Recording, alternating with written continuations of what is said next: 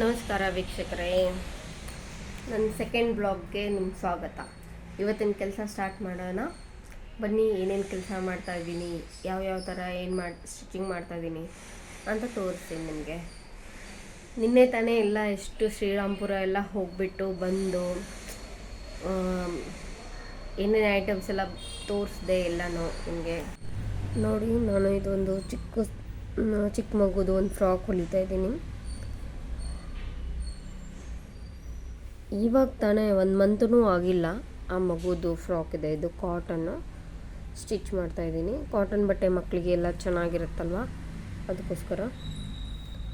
So ನೋಡಿ, ಇದು complete ಆದಮೇಲೆ ನಿಮಗೆ ಫುಲ್ ತೋರಿಸ್ತೀನಿ. ವಿಡಿಯೋನ ಕಂಪ್ಲೀಟ್ ಆಗಬೇಕು.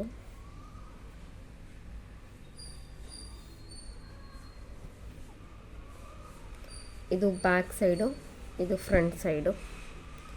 ಸೊ ಸ್ಲೀವ್ಸು ಅದೆಲ್ಲ ಅಟ್ಯಾಚ್ ಮಾಡಿಬಿಟ್ಟು ತೋರಿಸ್ತೀನಿ ನಿಮಗೆ. ಇಲ್ಲಿ ಬಟನ್ಸ್ ಬರುತ್ತೆ, ಈ ಬಟನ್ಗೋಸ್ಕರ ನಾನು ಹಾಗೆ ಬಿಟ್ಟಿದ್ದೀನಿ.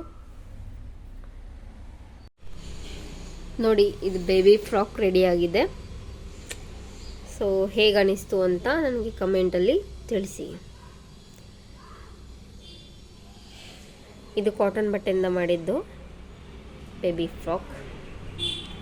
ಇದಕ್ಕೆ ಏನು ಬಟನ್ಸ್ ಹಾಕಬೇಕು, ಬೇಬಿಗಳಿಗೆ ಬಟನ್ಸೇ ಹಾಕಿದರೆ ಚೆನ್ನಾಗಿರುತ್ತಂತ.